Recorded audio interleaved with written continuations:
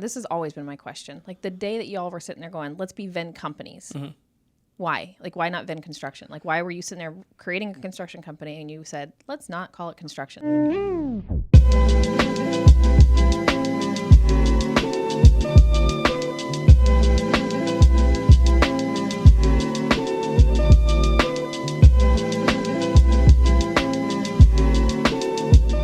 So Our construction. Two reasons. One is embarrassing and the other is more thoughtful. So the embarrassing reason is because the domain name Venn Construction is not available.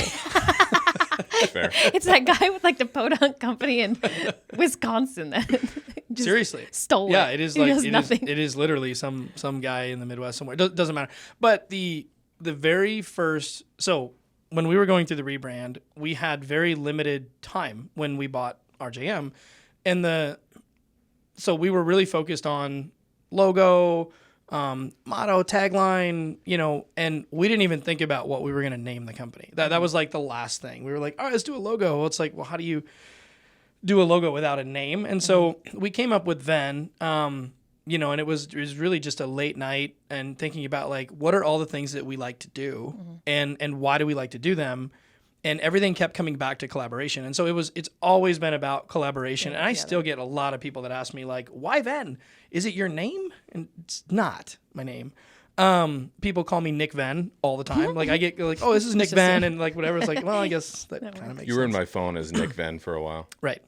A lot of people's last name Venn in my phone. I'm probably in a lot of people's phones as Nick Venn, but that's not the point. So it's always been about collaboration, and then I'm a little bit of a math nerd, and so I said, well, what about like the Venn diagram? And so then we went down this rabbit hole of MasterCard. Why do you associate a Venn diagram with math? It's a mathematical diagram. I thought it was a way to explain crossover effects. Why is it math related? It's become that way, but when you're looking to find patterns and characteristics of a set of numbers, you can use a Venn diagram. So for me, it was mathematical. For for other people, it's behavioral or procedural, whatever. Not the point. So then we went down this kind of rabbit hole with our marketing agency at the time, talking about like the MasterCard logo, which is really a Venn diagram. If anybody still uses MasterCard, I don't even know. The Olympic rings, and there's a handful of things out there that have kind of that diagram, that logo. We didn't like circles, and you don't like circles. Bo and I don't like circles. It's true. Hard to build. Is that your reason? I just don't care for circles. I don't know why. It's a weird thing. I know. I wanted something more linear, and so we were playing with the logo and goofing around. So we kind of figured that process out. But through the process of coming up with the name and what do we like to do, we were just writing a bunch of things on a whiteboard. And the very first tagline that we came up with was design, develop, deliver. Everything in construction is always 3 words. Yeah. Every company's got 3 words. That was it's just the right thing. And alliteration. It's true. So the very first thing we wrote down was design, develop, deliver. And my immediate reaction was, well, we don't want to design it. And we don't do this. We don't do design, right? And our clients are developers. So how would our clients feel about us like developing? And we're not really delivery guys. So I don't understand that either. Like in nowhere does this talk about construction. Why can't we just keep the main thing the main thing? And so I've always been a main thing guy. That's kind of been that's always been my position, my role is I'm a main thing guy, right? So I want to make sure that the ship is going in the right direction. If we do some sightseeing along the way, so be it. But I'm always very concerned about making sure the main thing is the main thing. And so we really focused on, in my opinion, we kind of started down the wrong path. But what it led us to believe, or what it led us to epic podcast fail. You Is guys it just me? gonna stare at each other? It's Yeah. not mine. Is that your phone? Definitely. It's my wife. Answer it. Ignore. Oh, Sorry. I'll call you back. I'm going to clip that and just send that to Bree.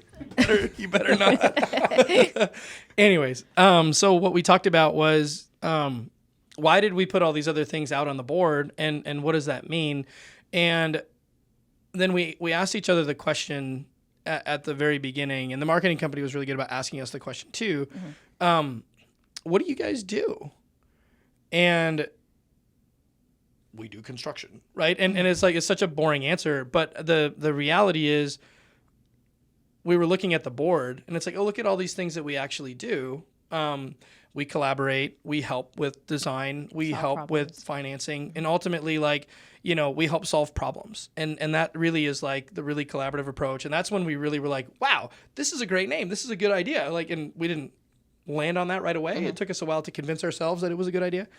But ultimately, we had ideas and thoughts that we thought could become businesses at a certain point in time. Okay. And so we ended up with the entity Venn Companies. Okay, and so from inception, it was we're going to do a couple things. Like we thought maybe we'd do a couple contractor, things, but leave the options open. Yep, we want the main thing. We didn't want to be just another boring construction company, but we didn't know. And there's a handful of stories that start around here, which are, we don't know what the ending is, but we just want to kind of leave our options open. And I think we've always been about options. So that was the initial onset. It's such a common thing with professional service providers, like lawyers, contractors, architects, no matter what, you ask them, especially at their inception, well, what do you do? I build things. I'm an architect. I'm a lawyer, period. And a lot of them don't have that marketing brain like our old agency had, where it's like, okay, what do you do? And then you give the answer, well, I build stuff.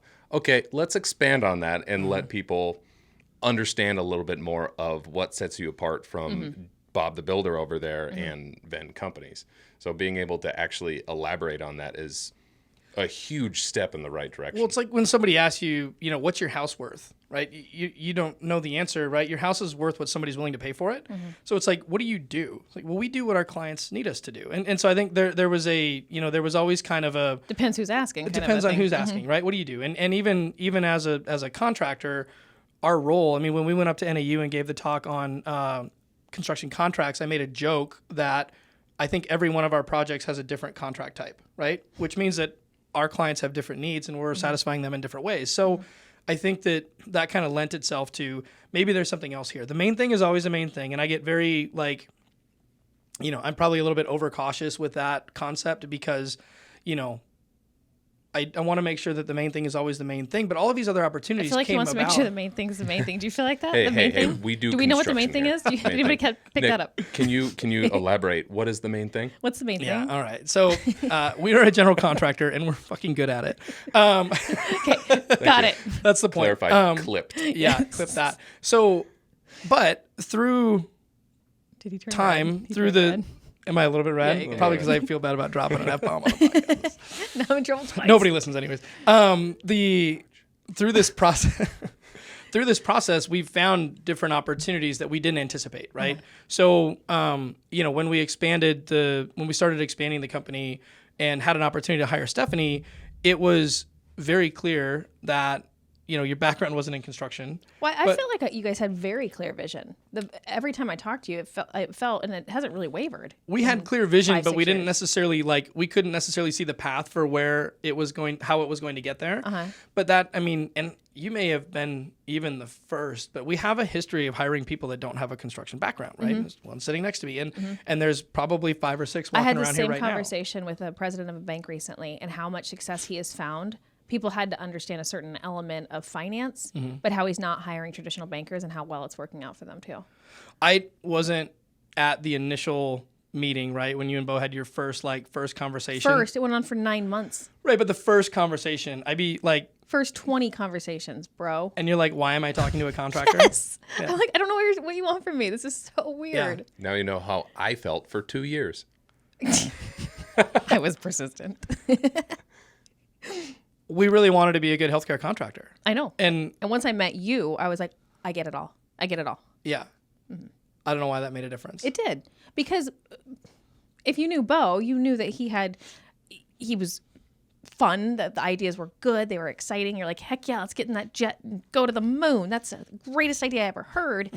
And that's great. But it was great. And I had to see that the backbone was there, that there was really an executor, somebody I could trust, that these ideas were going to go somewhere, they were going to manifest into something, because I already built 2 other companies, and one I was able to successfully sell into the healthcare space, and the other one, the owners ran it into the ground and ended up with a horrific outcome for their families. Here's a question. With that, with the personality that Bo had and everything that he was saying that he wanted to do, what was the clicking factor for you that made you believe him, that made you believe his conviction and make it your conviction? Like what was that thing that he brought into this company and made us kind of who we are with that conviction of moving forward with healthcare? I literally remember the second. It was very clear to me. So it wasn't, you couldn't not like Bo, right? You'd walk in a room and be, whether there were 200 people or 2,000 people, you love this man. Like, you're just like, he is the coolest guy. He remembers your name. He remembers something about you. He was never phony, eye contact. So you're going to like him regardless. So it wasn't for me. I'm a single mom and I'm not going to make a career move because I like somebody, right? That's not going to happen. So it was one of those, kind of what I did to you. Like, he convinced me to come in. And I remember seeing both of them sitting next to each other, seeing Nick and Bo. And I was like, oh my gosh, that's magic. I can learn so much from him. Oh my gosh, this guy knows what he's doing. He has conviction. There's this ethical northern star that won't move. And he's a great operator. And I knew that the second I sat at that table. It was literally, I'm like, perfect. That is a perfect, beautiful thing. Sign me up. So what we focused on was finding people with that entrepreneurial spirit that Stephanie obviously possesses. And it was almost like, I'm not quite sure how I'm going to use this, but this is cool. And so, you know, how do we take those skill sets and utilize them to make us better? Now, and then what are we missing? Are we missing? Yeah. And my initial make us better is, again, make the construction company better, right? Is that the main thing? This is the main thing. And ultimately that's how it works. But then what we end up finding is that our clients might just need more from us in certain aspects.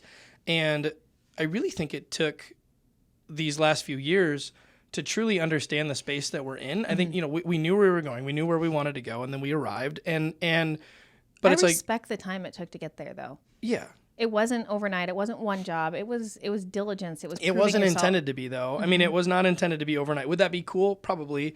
Would it result in a trip because you're running so fast? Most likely. And I think that. And then how do you recover from the that? opportunity to really kind of understand our surroundings before really diving in, I think was beneficial. And now over the last handful of years, seeing what our clients need, not just during the construction project, but before and after, I think has really kind of been a differentiator, right? And so, you know, the before process, you know, to the point that we're doing these summits and these events now where we're bringing in financiers and we're bringing in, it's a you know, continual different solving developers of problems. Always. It's like, okay, so what's You the need problem this. today? You need right? this. Because the problems change. And so what's the problem today? And I think understanding, you know, the hesitations and the challenges and the medical equipment and the design and the timeline and all that kind of stuff, it factors. What we've started to learn now that we're, you know, 5, 6, 7 years behind our first handful of larger ASCs is, what are these things like to operate? And you know, you've got a client, a doctor group that... By operate, as it relates to the buildings, because the main thing is construction around here. Not surgery. So. Oh yeah, I guess the word operate. I'm sorry. I was like, why are you like, where are you Not pushing surgery. me? Yeah. So now we're doing to med surgery. school. We're solving all the We problems. were think talking about about, that, yeah. what were we talking about right before this? Bronchitis? No, deviated lupus? septum. Oh, Lupus. deviated lupus. Yeah. Deviated septums. Like we knew what we were talking about. Totally. Well, That's how Dr. Oz started. I think that the internet has basically made curious. everybody a doctor. The functioning of the buildings and how they physically operate over Right. time, right? Well, we And hand then- the building over, and then Doc's looking at us going, thank you for being my solution provider for the last 6 months to 2 years. Here's the keys. Bye. Yeah. And they have this clinical staff in this building that they've never had to maintain before. They've Right. always had a facilities group in a hospital. Well, and they're doing the Ferraris, things. right? And so it's not like you're just, you know, putting gas in the tank every month. I mean, there's a lot to it. And It's and not then like fighting with your spouse over the thermostat. It's a cool. little bit like that. And then there's the educational continual licensure process of their environment of care. Like, they are responsible for an environment of care, not today, not tomorrow, every hour. And so it's one of those things that it's like you're performing medical tasks inside this building. There's a standard. And that's the reason that we gravitated towards healthcare, is because we wanted to build within that standard, because we know that we're capable, right? And we know that that's respected. And so in my opinion, it's like, it's playing in an arena that everybody is elevated. And I appreciate that about healthcare. That's why we're focused on it. But now managing and maintaining these healthcare facilities, the entire environment of care is under their responsibility. They're meaning the ownership group, the docs, the whomever they've placed in charge. It's been like a charge nurse has been usually maintaining this facility. So not only are they doing the real operations management and the facility management, but now they're having to. It's a whole other element. So we have a main thing conversation. Main thing. Because their main thing is not maintaining their building, right? And so now they're straying from the main thing. And so we see, we saw a need there. And so what we decided was to create Venn Compliance, right? Under the umbrella of Venn Companies. And it's one of those areas that we can really provide additional value to the docs. And the way that we did it was not to pull from existing resources, not to pull from the main thing. We're not taking anything off the initial plate. We added experts. And I think that really is kind of the way that the construction of Venn has been, maybe has taken longer, but has been, in my opinion, a little more thought out and a little more strategic. We add experts.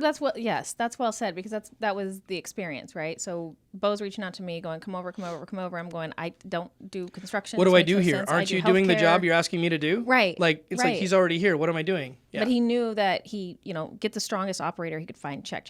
You guys become this beautiful business partnership. Moving on. Now we want to be a healthcare builder. Let's go find a healthcare person. Yeah. And in that process, now I'm the one. At least it was silent-ish. I mean, kind of. But in that process, we decided, as we started this construction company, because it's the main thing we do here, we realized that Main thing. Every time we say the title of this is just going to be Venn Construction, Venn Companies. Is that a boomer thing now? Is that boomer? I don't even know what that is. The hashtag. The hashtag? Oh, I think that was a... Isn't that the second time we've referenced that Jimmy Fallon tonight? Boomers came up with to make fun of millennials. The look you just gave me was like disgust. So, yeah, it's a boomer thing. Okay. We're going to have to edit that out. Oh, I just had that birthday and it put me over the edge. Yeah. So in the process of the main thing, realized that we were going to... I can't with you two. I quit. Can I take the headphones off now? It's additive, not subtractive from the business, right? So let's move on with compliance, right? So anytime I try to pitch this to somebody, anybody that kind of understands it but doesn't really understand it, they always ask the question, what is compliance? What is healthcare compliance? What is Venn compliance? So nutshell for me, exactly what Venn compliance does and what it means. So it's actually, to finish Steph's point is, in order to create Venn Compliance, we added to the staff, right? So we bring in Adam. Adam's an expert in his field. He spent, years before coming to Venn literally flying around the country and doing mock surveys and, site walks and verification of existing healthcare surgery centers to make sure that they're up to code, up to snuff, right? So it's probably better that he's not explaining it, because his intelligence probably makes this more complicated than it really is. That's not true. It's super complicated. But in a nutshell, it is ensuring that all of the licensure requirements are met and continually achieved through a surgery center over the course of the year, right? So every year, a surgery center gets inspected. It's a licensure inspection, right? So they get the state, right? By the state and by whatever... if they want to do Medicare, Medicaid, right? So federally as well, if they're charging insurance. So the inspections happen on a yearly basis. And in the meantime, so the inspection comes, center passes, right? After construction, we're there through that process. If we're the contractor, we're there through that process. We assist with that process. It's a heavy documentation, paperwork, and then ultimately a walk with the team on how the physician staff, how is the center going to operate? How are you dealing with meds? How are you dealing with soils? How are you dealing with, clean and dirty, all that kind of stuff. So that's kind of the initial. Then the center passes and everybody waves, high five, and they go to work. Well, over the course of a year, because the inspections are yearly, right? Over the course of a year, there's an expectation that a handful of items are maintained, documented, and kept in the highest level of quality and care, right? So it's fire inspections, it's visual tests of the generator, it's generator load tests, heavy HVAC system requirements, med gas. There's a lot of things that just have to be inspected and documented that inspection is taking place over the course of a year, right? And so what happens a lot of times is people can get a little bit lazy with their visual inspections. Maybe they, I think there's a lot they don't know. This is not their field of expertise, is maintaining these facilities, and they don't know they need a certified HVAC person. They don't know that they need the printout of the documentation in a physical binder in the building. Like, they don't know, and then the inspection comes and they get this naughty list, and there's nothing they can do other than do better in the future and take the ding. It becomes an emergency, right? Huge. It's like, oh no, we have I mean, generator issues. Better call some guy. Well, and the way they grade it on the national schedule, on the national inspections, is it's almost like an accumulated test score. So if you get 17 small dings, they equate to a medium-sized ding, right? And so that the penalties come in. Does that shut you down? Does that take away your licensure? Does that just close you for 2 weeks until you prove compliance? And we all know, like, surgery centers by the minute. I think at one point they said they're $14,000 a minute that the surgery center is open, that they produce revenue. So that being down for that amount of time and just risking that is something they don't know until they get there. And these surgery centers, they took this crazy uptick in just overall how many exist and how many outpatient procedures are allowed, and that changes daily in the positive trajectory of more stuff's happening in them. And the hospital systems are pushing more out. There's incentivized everything everywhere. But the state and these inspections haven't quite caught up, but they're starting to catch up. So a lot of these places have gone uninspected further than they would like to have them. So there's going to be a lot more repercussions in the near future, that the surge has kind of caught up with the surge. Well, it's really insurance, and it's kind of an unnecessary headache. So, if you're constructing a surgery center, right, you're spending significant dollars in order to create this center, and the ongoing maintenance of the parts and pieces that go into it elongate the life, right? They protect the warranties. They protect all of the, so you're maximizing the life of the equipment that you have on your surgery center. These centers are not built to last for 5 years. They're not built to be flipped. They're built to be used. And like anything that you use often, specifically your revenue generator, right? Like, that's your moneymaker, your main thing. You should maintain all of the items in it so that it lasts as long as possible, right? Because replacing those items down the road is costly. It's going to happen, right? But why wouldn't you want to get the maximum life out of your HVAC system? Why wouldn't you want to get the maximum life out of your parts and pieces? And then also, to Steph's point, these inspections, a lot of times the workload of the inspection falls to staff that it's not their main job. So, it's additive to their job, which is detracting from something else that they should be doing or could be doing, within the center to better that process. So the request, and the reason Venn Compliance really got underway was because we were asked to do it. I mean, a lot of our clients were calling saying, "Can't you just do this for me?" It's like, well, we can, but we're a construction company, and so Can you let them know that wasn't our main thing? Yeah, it's not our main thing. So to have our project managers or our project engineers or our superintendents swinging by their spaces to document, and it's potentially detracting from the service that we're trying to provide for our clients, right? And so we sat down, we thought about this, and like, hey, is there something here? Does this make sense? And decided to go at it from an additive standpoint, right? Which is why that to me was so critically important. Well, to my understanding as well, again, main thing for these charge nurses is not maintaining the building, right, although it is part of their job description. So it always comes down to the last minute, and they're like, oh no, I need to do a fire alarm test. I need to do the building HVAC stuff versus test, the operation all that stuff, right? And it's all individual separate contractors that they need to have a list, they need to contact, they need to work 3 to 6 weeks out, all of that stuff, Call right? them, schedule them, so they show up. To my understanding, having it all under one roof doesn't exist until now, until Venn Compliance. All of the HVAC, the fire stuff, the life safety stuff doesn't exist in a single contractor. Correct? Well, and it's a nice handoff too. So a lot of these docs, it's their first time having a surgery center, right? They've been an employee forever. And so prior to doing this, we would, hand them their keys. The architect would help them start to compile the documents. And then it was like this weird kind of cliff dive of like, this is yours now. Like, here's your car, drive it off the lot. And this is like a nice handoff to their team because the mock inspection comes in that period of time. So Adam comes in and does a pretend inspection and acts like he's the inspector, and then debriefs the architect, debriefs the client, debriefs the contractor, whether it's us or anyone. And it's a nice practice go to see what the scary thing is going to be.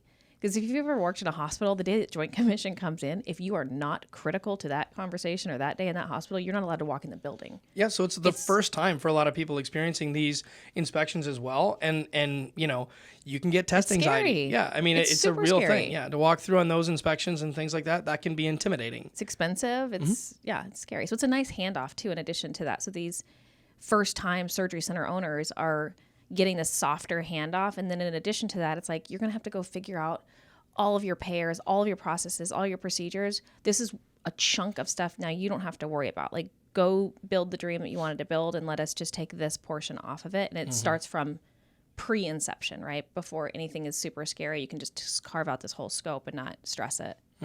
That's been kind of cool to see. The last one we just did, because it's an architect that we're super familiar with. It's a brokerage team we're super familiar with. It's a doctor group we're super familiar with. And this is so we've done it before with the same humans. And this time we get to add this element.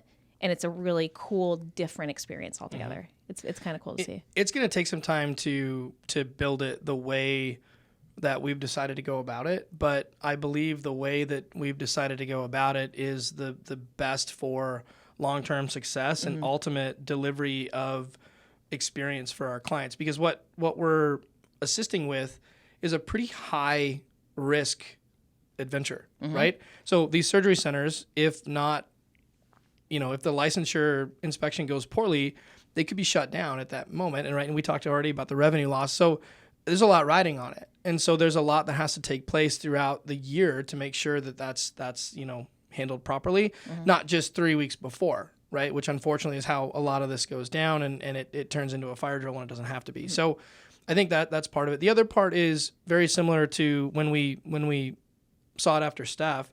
I think Adam and I were in conversations for, well, I'll say 5 years, but I always knew that he was a guy that I really, really wanted on the staff in some way, shape, or form from the first time we worked together.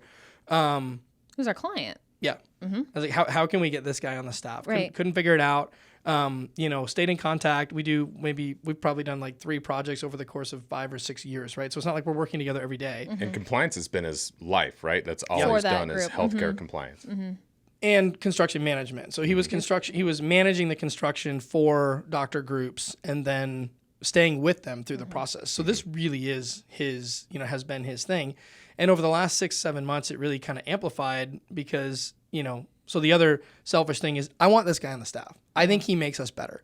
If we never sell a compliance package, he still makes our group better because we can utilize his knowledge. He can coach our team. So what he's doing now is he's coaching our construction teams on that whole process. So again, additive. And I think that makes sense. So the investment was there, and I'm much more concerned about investing in that person and making sure that we get that built correctly, even if it doesn't take off as fast as maybe it could, maybe it should. Somebody who's only focused on the bottom line revenue, we're not. We're just trying to get better every day.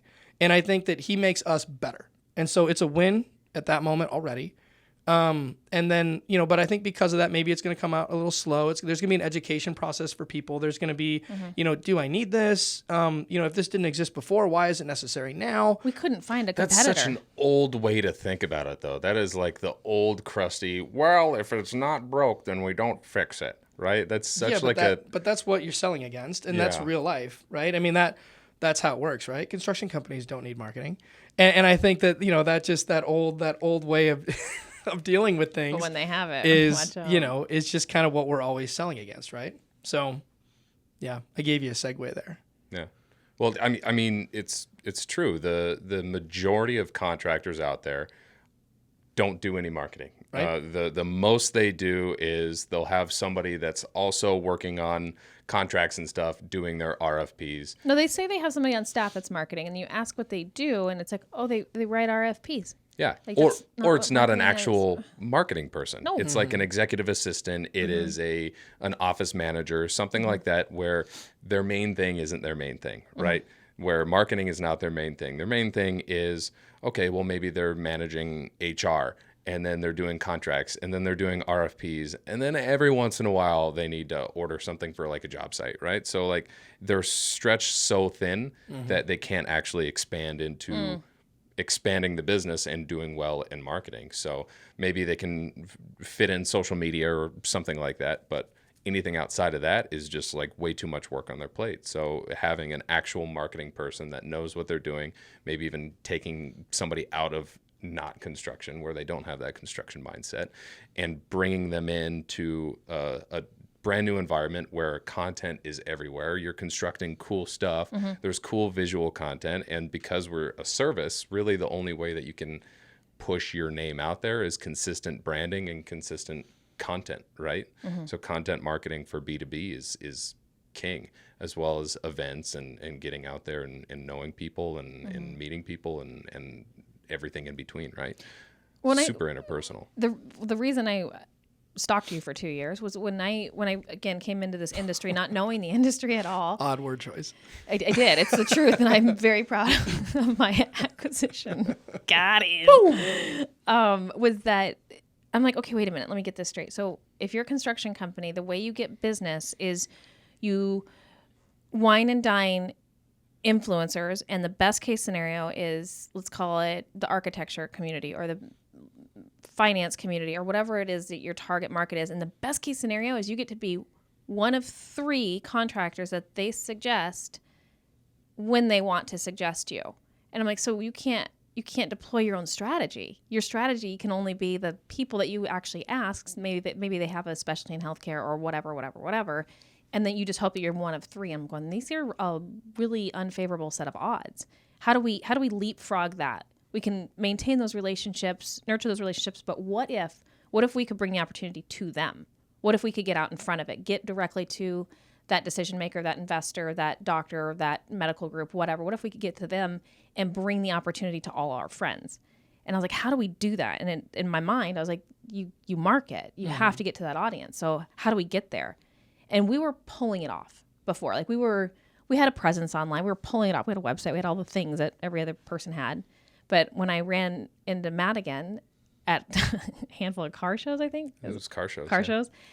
I'm like, and he, we worked together in a hospital setting before in a marketing department. And I'm like, how do we get you? And he looked at me like I had 3 heads. And he's like, I'm in the car business. I don't do construction. Construction's not fun. Cars, super fun. Still true. And I tricked him the same way I was tricked into getting into this building. and here we are. Yeah. Well, it's funny that's where I was going to say the exact same thing. Like in a similar way that we hired Steph, Steph set us up on a blind date. I had no idea why we were meeting. And Same. And this had happened maybe 4 or 5 times prior, at least, that Steph had brought a candidate up to meet me under the premise of, this is a marketing candidate. Yep. And I was like, we don't need a marketing candidate. So I would meet these people, and sorry if any of you are listening. And I we're not going to make this acquisition. So, but I'll meet this person. I don't understand why we need this, but I'll just meet this person. And to Steph's credit, she got frustrated and just kind of didn't tell me why we were meeting. Like, hey, why don't you meet my friend Matt? And I'm happy that it went down that way. He's in our conference room, and nobody but me knows it's an interview. That was my favorite part. Did you know? No, I'd driven up from Ahwatukee thinking oh, yeah, cool. I'm going to tour the office. I'm going to meet the people, I guess. And this is before all of the rest of our new office, right? So it's kind of podunk. Was? Yeah. Podunk little office. Not podunk. That was already when it was bigger. Yeah, right. When I got here. It was a fairly small office, right? And I was like, okay, this is cool.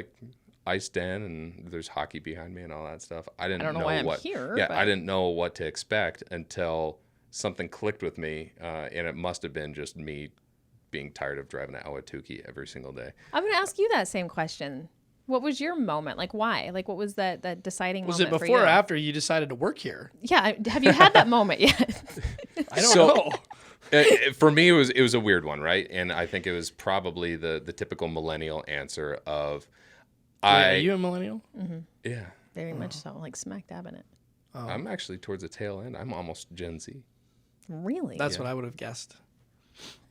Anyway, I think my aha That moment means you're was smack dab in it. I am a firm believer if you're not learning or not earning or don't have opportunity to do either of those, get out, right? And I was in a situation where I was learning a lot, wasn't earning anything, but I was just kind of miserable where I was. The culture wasn't what I wanted it to be. I was driving back and forth 80 miles every day in a two-door Jeep and I'm just not happy, right? I got car guys. Should have got the hate Sunday driving. scaries every single day. So Aw, every that Sunday sucks. I would have like anxiety, That and I'm not sucks. an anxious person. I would have like, and I would get really sad. And my wife was like, "Hey, Grumpy. what's wrong with you? You're like really depressed."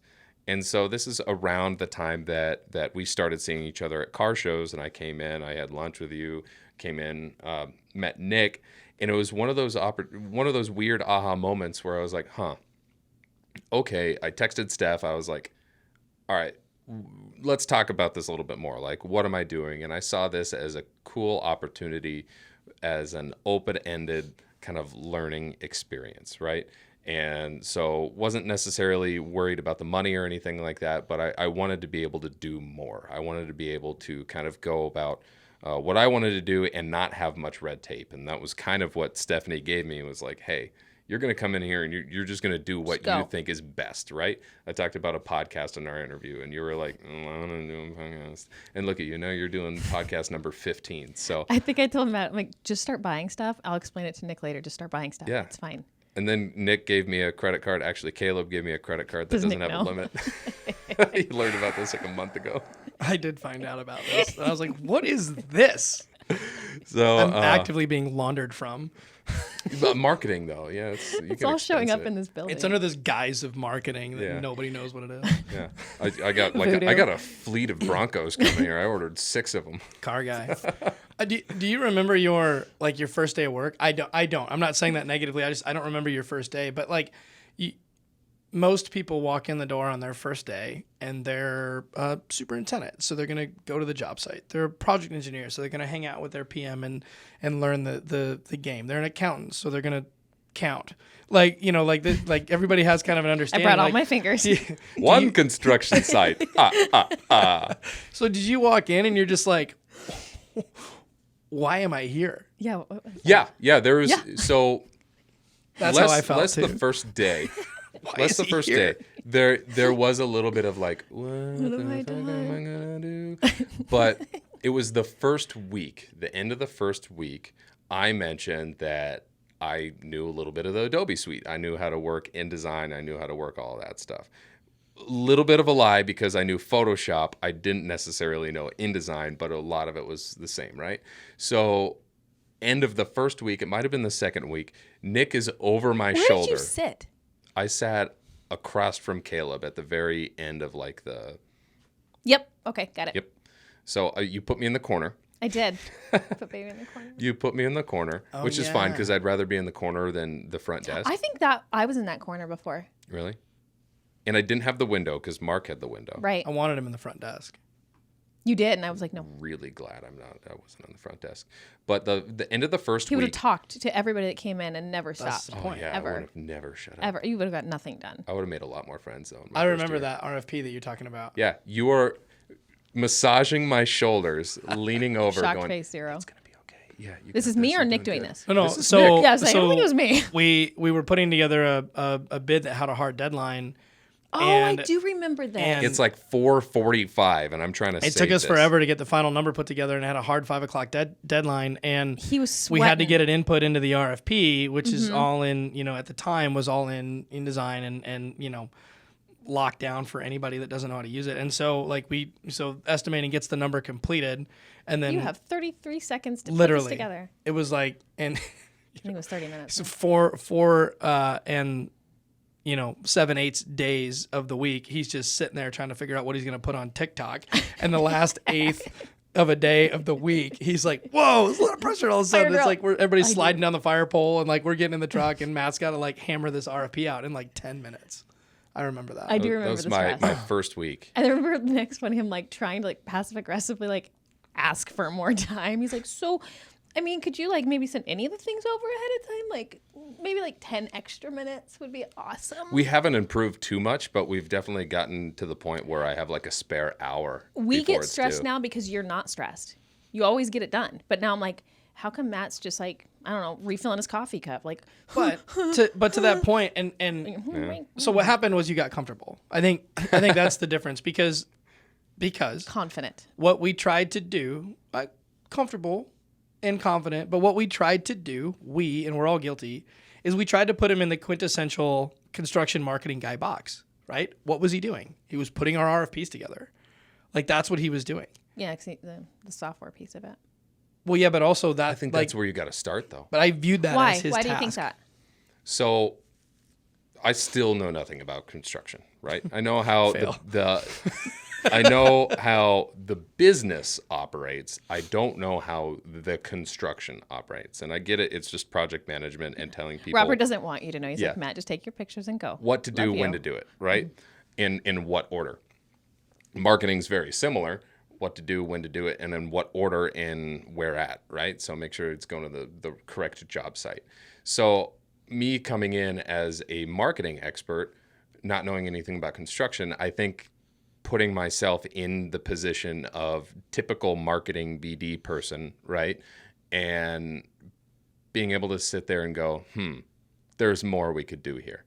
And then we start a podcast and going, there's more we could do here. And then starting with like videos and more content. It's like you connected us to the outside world. Yeah. And you just keep on going, hey, there's more we can do here. Expanding on social media, expanding on your website, expanding in like kind of the BD areas, right? So doing our own events, all of that stuff. So you understanding what a typical marketing person does here and understanding what I've done in my past, I go, okay, cool, let's put the two together and we can do a whole lot more, right? What was the first thing you did that you liked?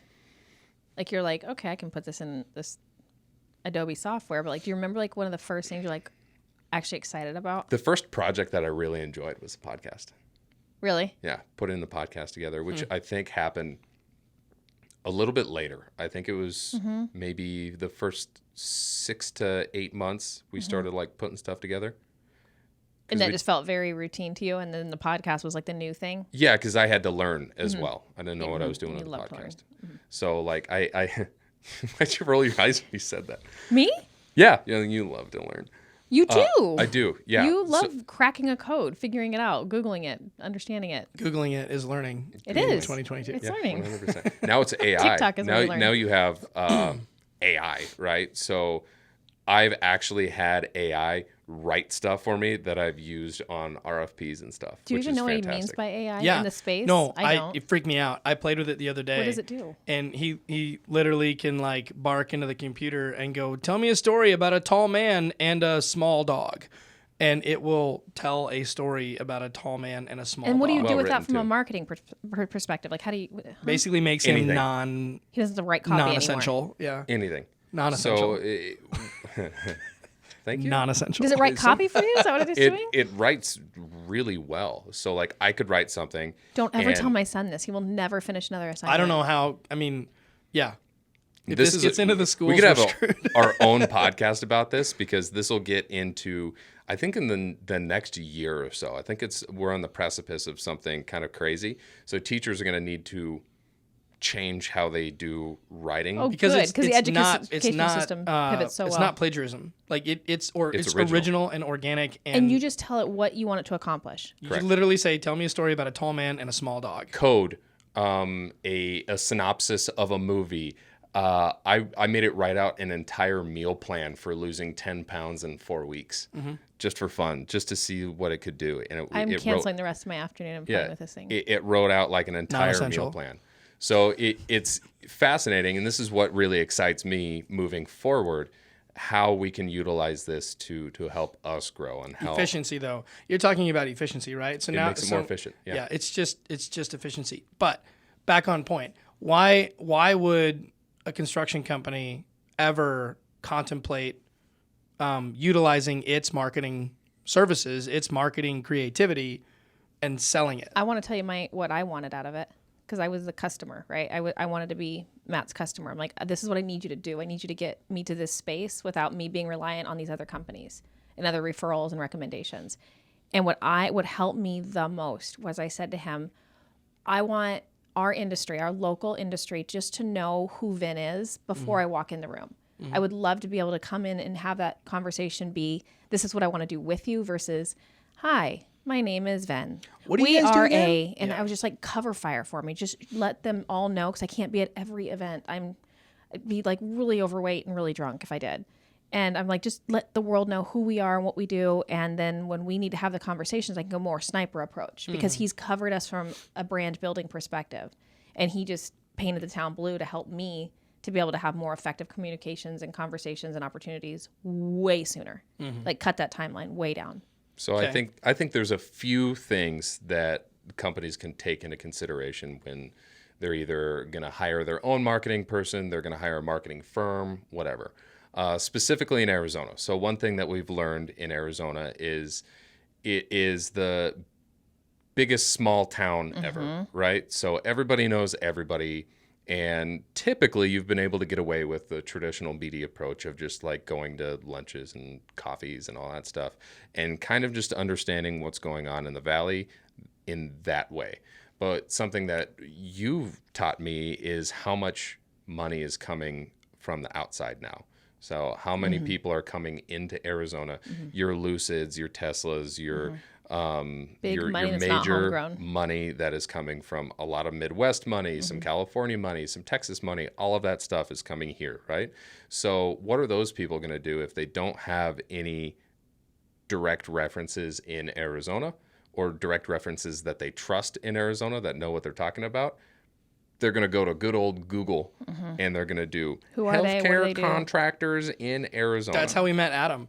I mean, that's how we met Adam. However many years ago, he Googled Phoenix healthcare contractors, and we popped up. Yeah, and if you do not have a good online presence, if you don't have a presence in like the business journals or a good PR presence, whatever, if you're not doing something like that, you're not really going to show up on Google, or even if they do find you on Google, you go to a trash website. Well, you can like waste all the money in the world going to an SEO firm, right? Like, here's a $1 kajillion, make my name pop up. Cool, that lasted a week.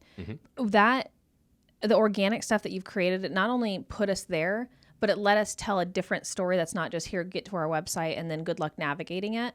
And then also when we go to recruit, so when we go to these colleges that we recruit at and these conversations, anytime we're hiring staff, everyone has told me either A, I watch the podcast to understand who you are. They do. It happens all the time. Or It happens specifically when we chat with the college kids. and it is. And the podcast. That blows and then my mind. They look for culture in different platforms. So who are you professionally? LinkedIn. Who are you? Do I want to work there? What will it feel like to work there?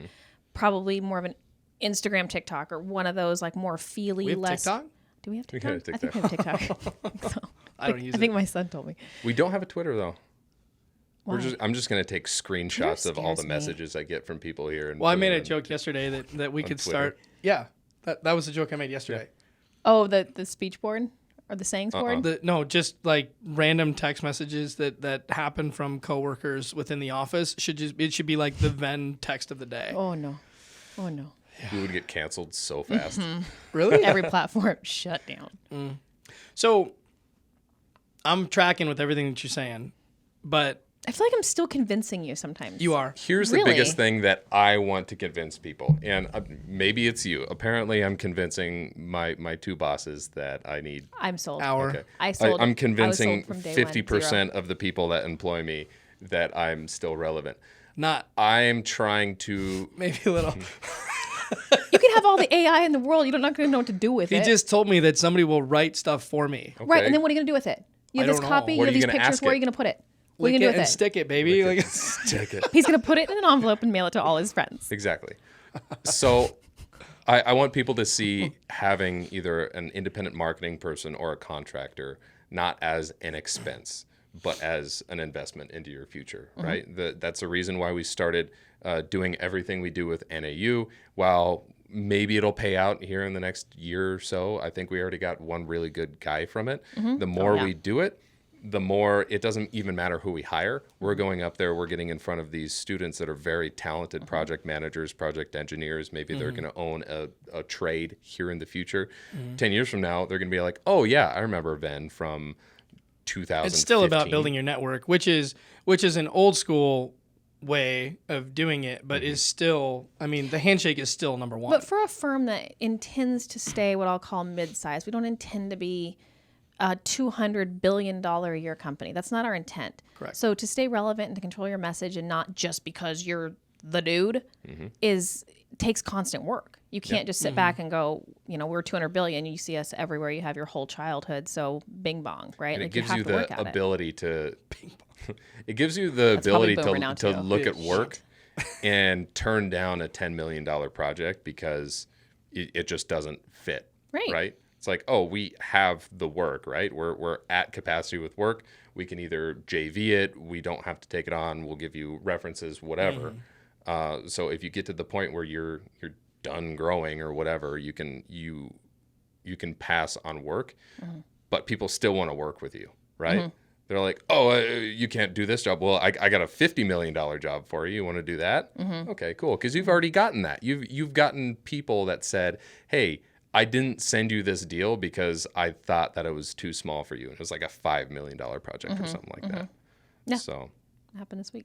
I was like, oh, next time you can send. Great. Well, but it's complicated to, so never done growing, right? The words done growing are they're just like nails on a chalkboard to me, because even though maybe the revenue or the size or the physical presence isn't necessarily expanding, the company's never done growing because it's constantly has to evolve in order to stay competitive in the space, right? So the reason that I'm constantly required to be convinced, I guess I'll say, is because I was raised in a construction industry where you may have buddies on the other side, but you're still competing, right? And so there's a competition aspect to it. And to me, some of the things that we're doing is like, here's how we do it, everybody. Here's the recipe to how we do all these things. And so there's an absence of, it's maybe just a little bit too transparent in my opinion, but that is also what makes us who we are. A subject matter expert, because you're sharing your expertise, exactly. But you're risking it being plagiarized. 100%. And so I think that's always kind of the thing. So again, the original question, like, why would we take this service and bottle it up and sell it? It's working. I don't disagree, but I think that was the initial, like, get me over the top explanation that I had to come to terms with. The best way I can explain it, I wish that the generational gap that I see happening from that mindset, because it's real, is and when I say generational, I mean age, I mean just the way we went about business, even pre and post COVID, it's different. But are we post COVID? I don't know if we're there yet. But essentially, kind of like being an alcoholic. You're just like you're dry or not. You're always in recovery. Yes. The fair analogy. That's actually not wrong. So I wish people would just understand it. It's like owning a commercial. It's like every year I get a 30-second spot in front of the Super Bowl. You own the space. And then one year it can be about who you are, that what you say in that space. The next one, it can be about acquiring staff. The next year it can be about the next issue you're trying to solve or overcome as a brand. But you own that space. And so when you keep this marketing machine on, you have space in the room, and the better you get at it, the bigger the room, the longer the commercial you get to tell more of the story, because you've got the audience, they're captive, they're listening. And we're all changing. We take in news differently. We take in information differently. We see our friends differently. And following that trend has to evolve. That has to keep happening, because buying a Super Bowl ad might not work in the future because, I don't know, people stream TV. Something becomes obsolete in time, but you just got to keep reinventing the space. Yeah. And then the message and the approach can change. I would argue that is a traditional way of thinking about it as a contractor. That analogy is the same as, well, I sponsor NAOP every year, and that's a large part of my budget, and like my name's on the NAOP flyers. Period. right? And then maybe I'll do an event here or whatever, right? Yes, that's important. That's good. And I think that's where you can use all of your other messaging to converge onto that one thing. Say you have that Super Bowl commercial. Well, okay, Pepsi has a Super Bowl commercial and everybody looks forward to the Pepsi commercial because it's Kylie Jenner giving a Pepsi to a cop, and then everybody goes nuts, right? Any PR is good PR. So bad example, but it's not about that one thing. I don't know enough about pop culture to understand. It's not about that one thing. It's about everything else that you're doing to get touch points in every piece of somebody's life, right? So if you're in the industry here, you're going to NAOP, you're probably following somebody on Twitter or TikTok or whatever, right? You're probably going to be friends with people that talk about the industry, so you kind of make that your life. And if we have our little spider web going out everywhere with good content, with press releases, public relations, being on a podcast and setting either of you up as like an influencer in a certain space, then you start to kind of see the connections coming together a little bit better. You start to see what you were looking for of somebody having a good understanding of who Venn is before you even get to the room. So that's the goal is widespread messaging and consistent and constant messaging where somebody's gaining something from it, right? So, hey, Venn's going out there and they're actually giving you information that helps you be better at your job, helps you make more money, right? People are going to listen to that more than they're going to listen to like this stupid viral video that like is just kind of fun, right? So that's why we have this podcast. That's why we put out blog posts that kind of teach people stuff. It's a value add versus here's a commercial about us that I have to listen to because my show made me wait here for 30 seconds. The Physician Summit, right? It's a learning and earning situation. Going back to your career, right? You want to be learning, you want to be earning. Otherwise, you're not going anywhere, right? Time is currency. us providing that to somebody is killer, and then that's going to want people to work with you more because you are the main guy, right? Nobody's going to buy best value cake mix. They want the Betty Crocker cake mix, right? I mean, who's the cake for? It's also a bad analogy. I was surprised to learn that all of the all the parts and pieces that go into the creation of a well-executed marketing plan is actually very similar to construction. Yes. Right. And from the managerial aspect, the plan, laying out the plan, and then the subcontractors involved. That's where, this really started to click for me operationally because it's a lot of work. And so if you're the quintessential, corner cubicle construction marketing person, like you're dealing with all these different vendors, you're dealing with all these different subcontractors. There's, kind of similar management that goes into that there is with the project engineers, project managers, within our construction company. It's kind of a lot. And so to have that like vetted and understood and handled for you, it's again, not to keep using it, it's additive, right? So it's not intended to replace the human that exists within your company today. It won't work without the human. The human has to be there. Especially in a professional service environment. Right. If you could spend all the money in the world on marketing, you could have a fantastic viral TikTok. You could have a website that makes people just want to go to it because it looks so good. All of that stuff. But if they pick up the phone and they call and you're an asshole, they're not going to do business. And having that internal person also, it's just like a culture fit, right? It's not untrue. That person, that marketing person in that firm maintains the culture and intent of their brand, right? So Matt can come in with the Venn marketing firm and do all the work that needs to be done and coach the process and make the plan. And here's the plan, here's the content. But the human has to exist to be there to say, like, is this on brand for us? Is this right? Is this the direction we're going? That we human see that all is the everything. time. And the words internal marketing never made sense to me until the last couple of years, specifically with staffing and how locating quality employees is just a challenge in the marketplace, and people are busy. So, the candidates are getting, kind of munched Arizona's up, whatever. still 2-1, 2 jobs for every applicant. And so internal competitive. marketing has become really critical. And I Yeah. think the companies that don't focus on that are losing. And that's a problem, right? And how many times, do you see a pretty picture or a video get out there that's like, oh, look at how much fun that place is. And you walk in and it's like, whoa, this is ugly, and it's like you can't pitch a happy, healthy culture and then, be MFing some guy in the corner, right? Like it just doesn't make any sense. And so there's a lot of internal focus as well that I think a lot of people miss because the marketing is it's like, oh, marketing is just how we get work. It's like, well, that's business development, and there's a difference, right? And so like it's not necessarily a singular purpose, right? So the internal marketing is every bit as important as the external marketing, and I think that's something that you've really created here that I don't believe existed before. It's like a culture officer on steroids. Not that we didn't have culture, because I think by, pure dumb luck we did, but I think paying attention to the culture and saying like, hey, look, that's not, on culture, on brand, on whatever, like just thinking about it, talking about it is already, was already a benefit for us. One of the things too I don't want to forget to mention is the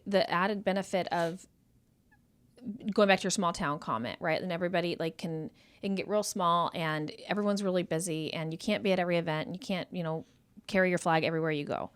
But one of the things that it allows you to do too is tell the world who you are so they don't tell it for you. So it was really easy to go, oh, one person that is at every single event says that Venn is a fill in the blank. And Control the narrative. Yeah, you're like, no, that's not what, no, I need a bigger microphone than yours because yours is not accurate. Thank you, but that's not right. And so it gives you that opportunity to say not just, hey, we're here, don't forget about us, but this is who we actually are. And you're not just left susceptible to what everybody else wants to say that you are or not. And that's been huge.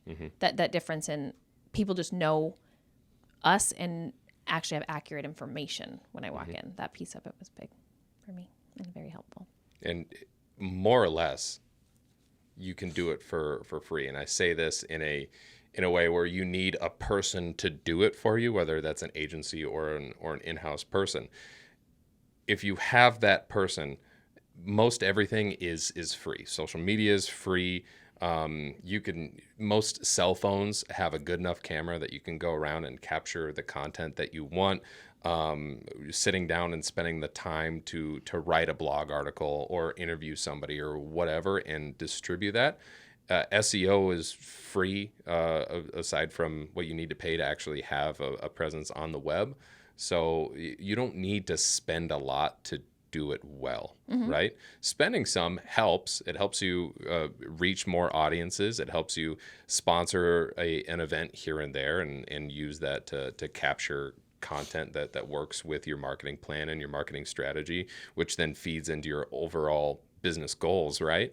But you don't need to spend $80,000, $100,000 a year on NAIOP golf tournaments and throwing parties and all that stuff. That's all additive to what you said, kind of control that narrative about you.